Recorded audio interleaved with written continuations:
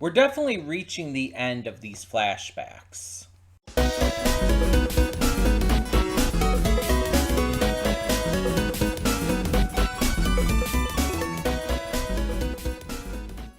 Hey everyone, welcome to Princess of Gay. I'm your host Connie, and today we are here with my blind reaction to episode 1135 of One Piece. And the Kuma Bonnie flashbacks are definitely reaching their end. We're already at the point where Kuma's being, turned into a cyborg and not really against his will, by his will, being forced to serve the world government because it's the only thing that will allow them to, help Bonnie. So, yeah. Looks like shit is really starting to hit the fan. And I'm very curious as to where this is going to continue to go before we go back to the present day. Because there's probably one or two more episodes left at this point of this flashback. And we're already seeing how everything's already been, going. I guess we'll just have to see. We'll just have to see what happens and hope for the best. But let's get into this and find out. Hold up just a sec. Before you click that link down in the description below to get to today's video, I want to remind you of all the awesome content we have both on this channel and the Princess of Gaming channel. Let's check it out.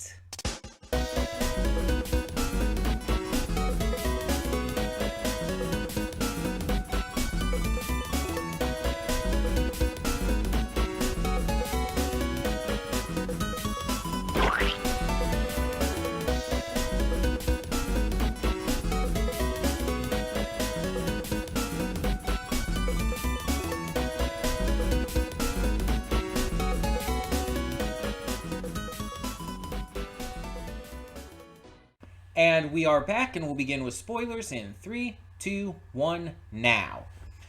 So, Bonnie's power is supposed to be aging, right? She can age herself and others forward or backwards. She can age objects and stuff. That's what we've been led to believe. But whatever the fuck is happening here is not that. She said distorted future and Nika-like future. She, grew into her older self. That's not anything surprising. But then she used Gear Third. What we know is Gear Third, which is, obviously just part of Nika's powers and all. I'm trying to think of how this would work with just the aging thing. Distorted future. I think that's important. That has to be important, right? If she's able to distort the future,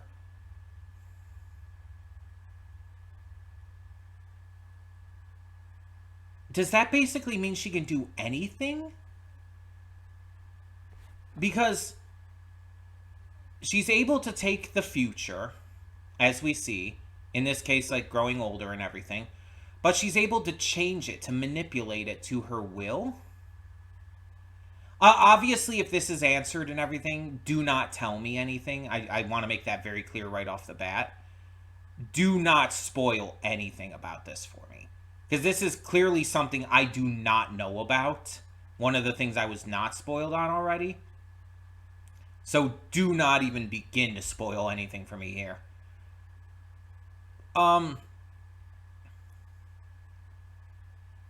Yeah, it's she can... That's the only thing I can think of with it. That she can somehow choose to manipulate and change, a perception of the future or something. Let me go back to that real quick. I'm going to mute it, so obviously no copyright issues happen here on YouTube, but... So, she grows older, again, as normal. She had already been thinking about Nika and everything. She says distorted future, and she grows her arm in just absolutely the Gear Third way, like how Luffy does it.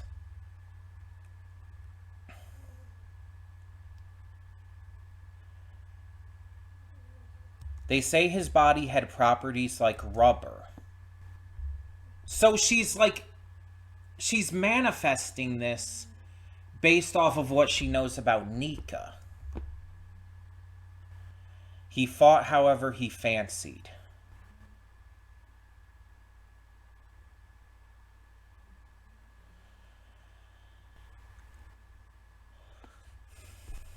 And she just calls it Nika-like future. Which means she is, like, I mean, obviously just... She's completely copying Nika. She's completely, like...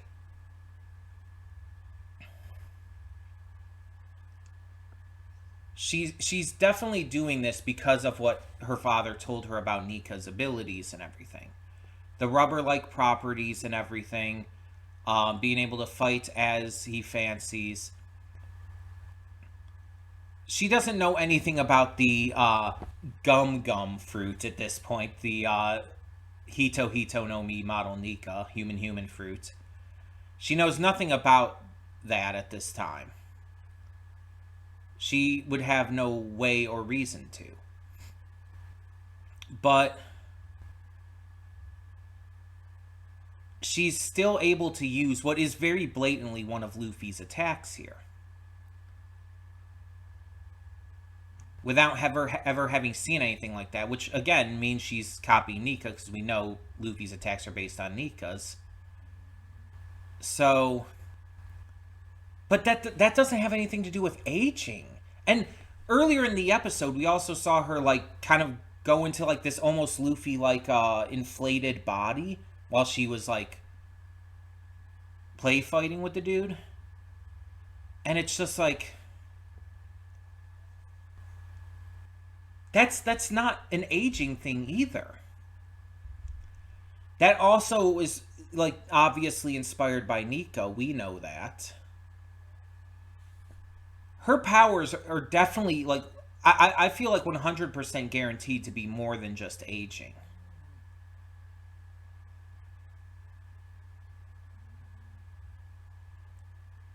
But I don't know, like, what the specifics of it could be. I don't know, like, how it would be, like, in actuality comparatively to just aging. Like, because she said distorted future, but that's not even distorting aging at all.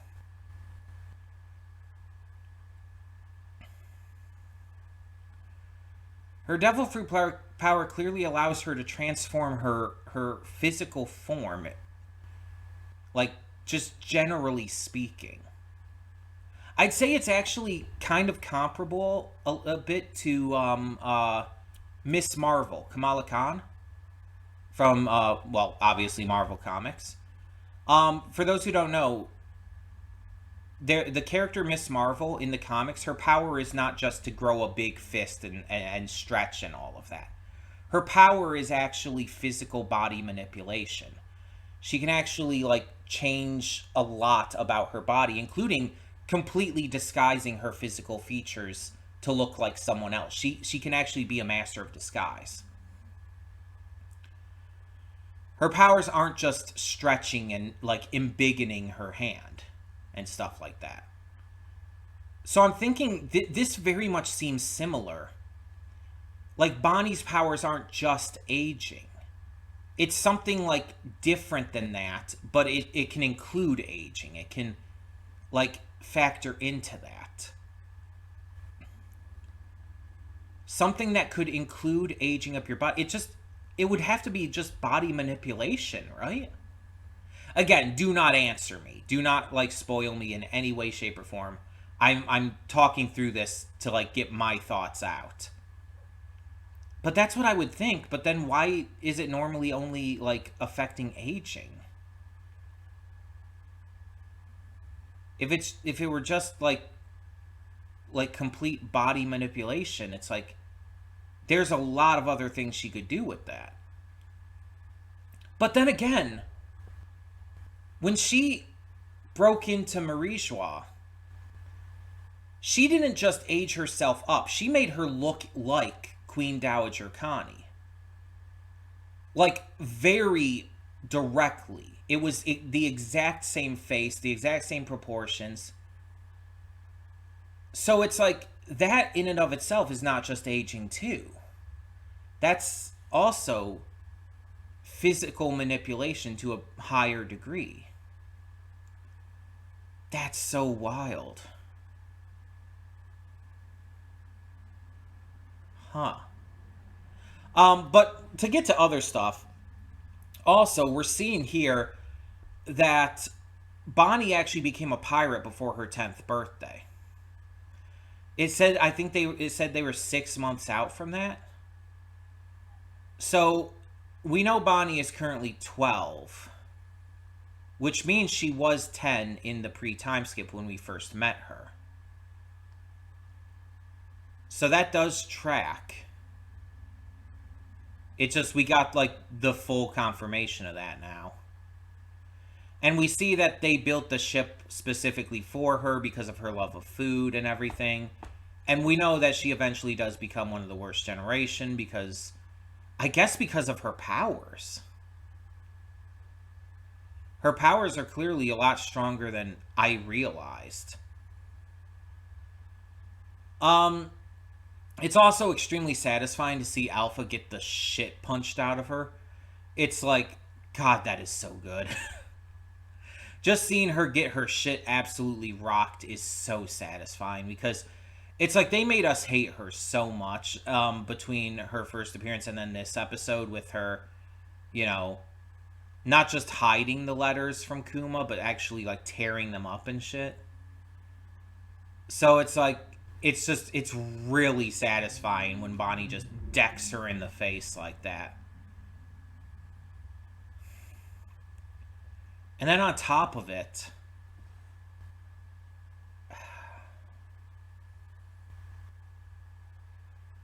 you also have the stuff with Kuma and like his conversations with Stussy about like what it means to be human and all. And you see like that he visited the Goa Kingdom and actually saw Luffy back then. That's so wild. And we find out that Dragon has been visiting from time to time to watch over Luffy, to check in on him secretly, which is really cute, by the way. And him saying like, oh, a parent's greatest weakness is their child. It's like, for those people out there who wanted to say that Dragon doesn't care for Luffy, fuck off. This proves you otherwise. I've never doubted that he cared for Luffy. It's like, it's obvious he's always cared for Luffy. It's just, it's also obvious why he hasn't been in his life. He didn't want to put, you know, Luffy at risk and didn't want to like force him to follow in his beliefs. He would rather have Luffy forge his own path. And despite that, he still kept checking in on him.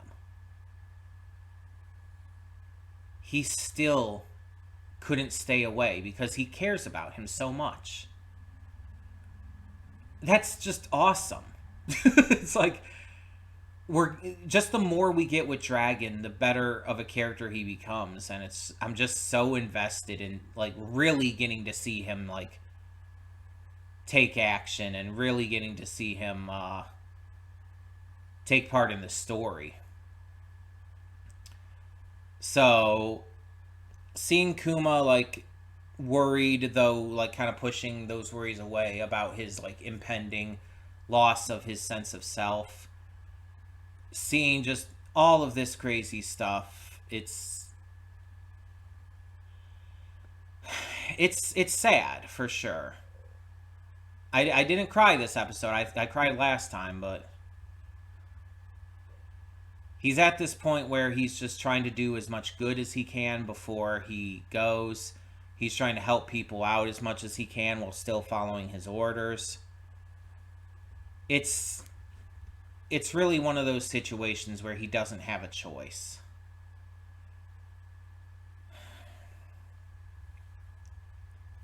Though, I wonder if, like, if he knew Bonnie had escaped, would he have still, like, would he have still at that point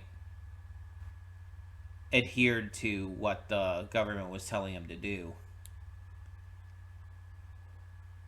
I feel like he probably would. I don't know if he ends up finding out she escaped. But I feel like he probably would continue to uphold his end of the deal either way. Because, like, that was the deal. And I feel like he's a pretty honest person about stuff like that. So, he's going to adhere to it. That just feels like who he is. It's gonna be interesting to see this come back from this flashback, because I'm very curious as to like what's going to occur. We know Kuma is on his way to Egghead, and Bonnie is currently in the clutches of Saturn. I don't know what's going to happen next. I'm very invested though. Like, even if it's not like the saddest backstory to me, even if like I'm not crying as much as I was expecting to, I'm still very invested in it. I'm still extremely like moved by it, and it is definitely still like done everything I wanted to in terms of like just quality of writing, quality of character work, etc. It just hasn't made me cry as much as I was expecting, and as much as other backstories have.